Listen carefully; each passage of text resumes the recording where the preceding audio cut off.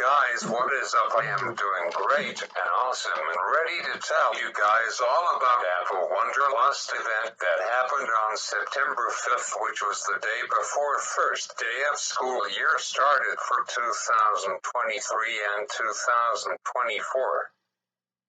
So I know that I didn't talk about this last week or the week before, which was my first video of my 5th year that had got no sound, which doesn't make sense, but anyways, now we will talk all about Apple's September keynote, and it was called Wonderlust. That is a pretty cool name to call a keynote, and Tim Cook talked about these topics, which were iPhone 15 models like iPhone 15, iPhone 15, plus iPhone 15 Pro, and the granddaddy of them all, which is the iPhone 15 Pro Max, which, spoiler alert, next year we might get a new name of the grandpa iPhone in the family. Thoughts right? Please put your hands together. For the brand new model name, I give you all the iPhone 16 Ultra, which is rumored to be 6.9-inch screen size, which is crazy, and it will be the second biggest phone in Canada, and the third all-time biggest phone in the world.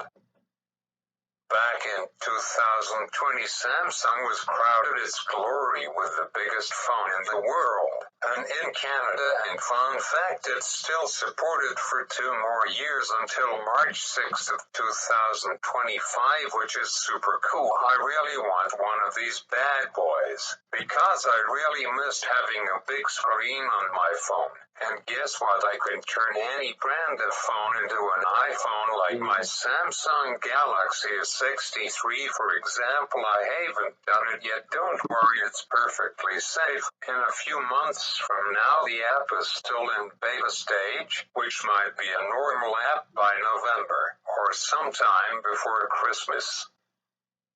This is what the phone looks like. It's so beautiful and pretty. It has got an 108 megapixel camera on it with up to 16 gigabytes of RAM and a 5K battery cell in it. I didn't know that this phone is still supported for 1 year and a half, and for the price of only $615. It's not finished brand new like 3 years ago. I think I might get this one. So it has got a 120 Hz dynamic AMOLED 2-time display refresh rate. It can go up to 512 gigabytes. It comes with UFS 3.0. I don't know if I will get it or not. I might decide to go back to Motorola phone. I have been thinking, if I go down that path, going to get the Motorola Edge 40 Pro, which has not as big a screen on it, but I don't care. It's 6.67-inch screen size OLED display that goes up to 165 Hz refresh rate. Thoughts crazy, so that means that this phone is nice and smooth. I don't care about the refresh rate because my iPhone SE has got a 120 Hz refresh rate, so finding a phone is harder than I thought it will be. So my plan is next week or some night when I have time, I will research all about the Motorola Edge 40 Pro. There's also a Motorola Edge Plus that came out this year on April 5th. I am realizing that there's other way better phones out there than Apple. Even though Apple makes really great products like iPhones, and finally they added USB Type-C to their new iPhone 15 lineup, but they are coming, but they just not there, and also the value of the phone. Truthfully, except for some products they sell people like you and me, it's a bit too pricey. Who wants to spend almost $3,000 on an iPhone? Crazy. I mean, come on, and if other companies have better phones than Apple, and not as stupid costly, why spend your money on Apple?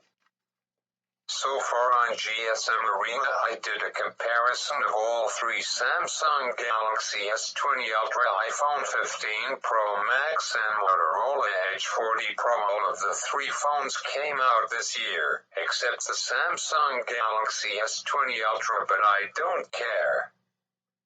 I just want to find a smartphone with a big screen that match my needs in a smartphone, and I found my top three. While even 3 years later, while Samsung S20 Ultra is keeping up to the second others in terms of specs, crazy just like Motorola Edge. Plus, from 2020 it was ahead of its time. The Samsung Ultra has got the most RAM, coming in at 17 gigabytes, which is more than Motorola Edge 40 Pro. While both the Samsung and Motorola has got an 8K camera, crazy.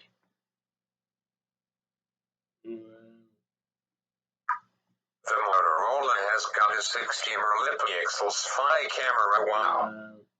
The Motorola has got a better selfie camera than on the back camera, crazy.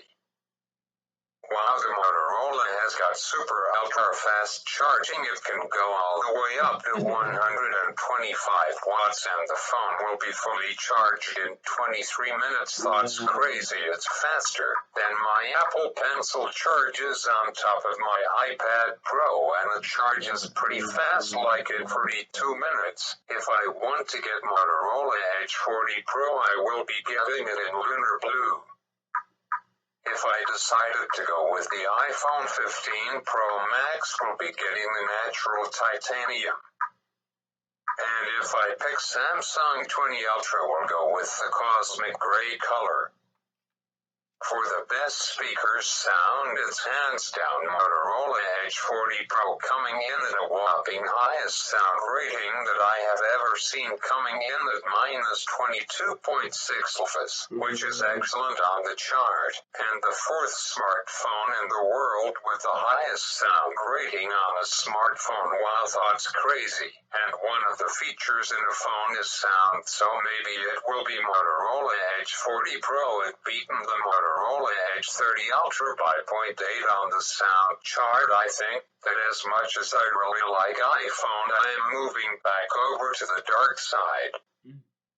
I am switching phone brands like there's no tomorrow, and Motorola has got awesome battery life, however not that 5,000 mAh battery cell limit, only a 4,600 mAh battery cell in it, but I don't care about that anymore because I realized that any phone can last a long time, so I don't care about battery cells in smartphones anymore. Next week I will print off screenshots of all of the three different phones in big size, not this small one that I am showing you guys here. So after I will do this video, I will give you the results at the end of this video. I have done some research, not a lot on this.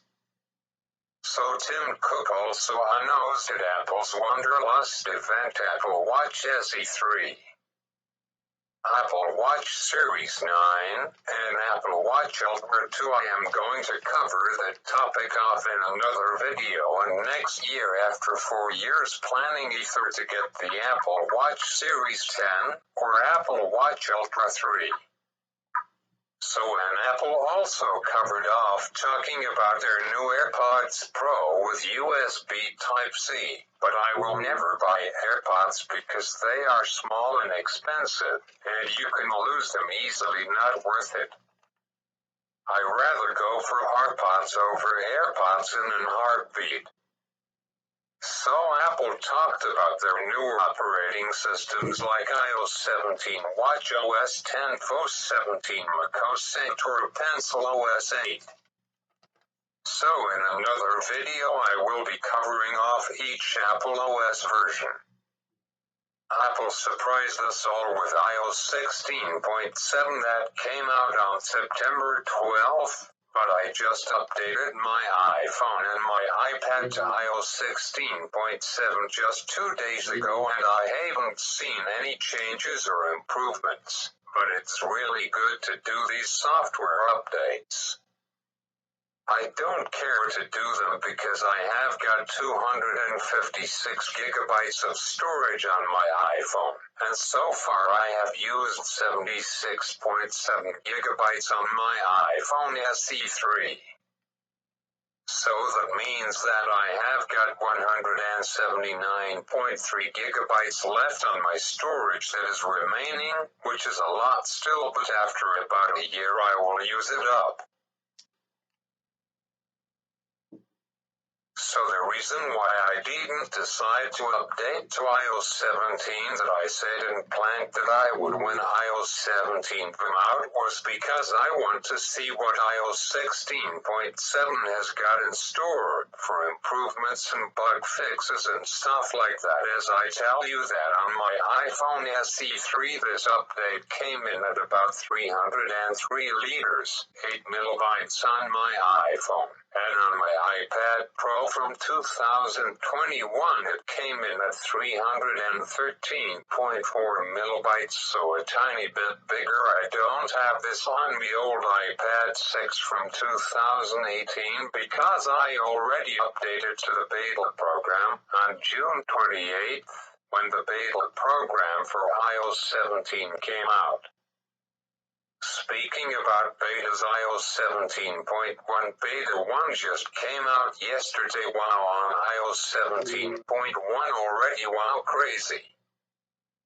As far as iOS 17 goes, there's apparently already been 2 updates already since iOS 17 was released on September 19th.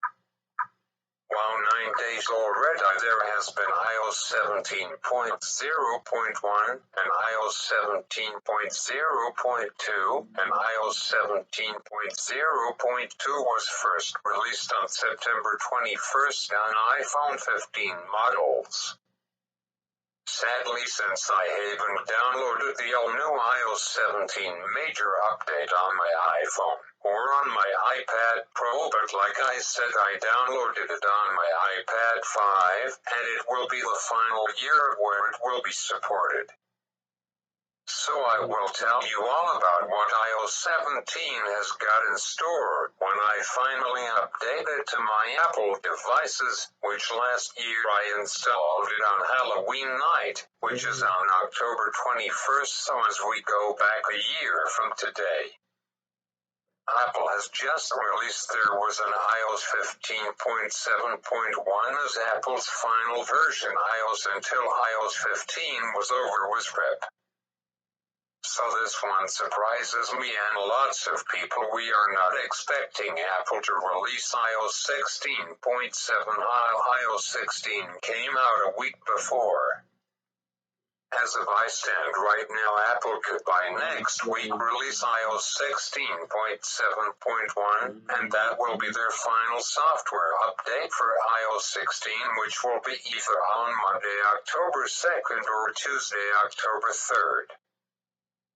As far as iOS 17 goes, last year Apple a year ago released iOS 16.0.3. So Apple might do the same with iOS 17.0.3, and I'm thinking it will be released on October 10th before Apple releases iOS 17.1, and my prediction is Apple will release it on Tuesday, October 24th. So as far as watchOS 9 and 10 goes, I haven't updated to watchOS 10 yet because Apple is not finished with releasing watchOS 9 software updates yet. So again, don't know what's new in watchOS 10, but when I do update it to watchOS 10, I will let you guys know what I found different and what has changed. From what I read online, there's a new double tap feature, which you do this with your hand, and it opens different apps.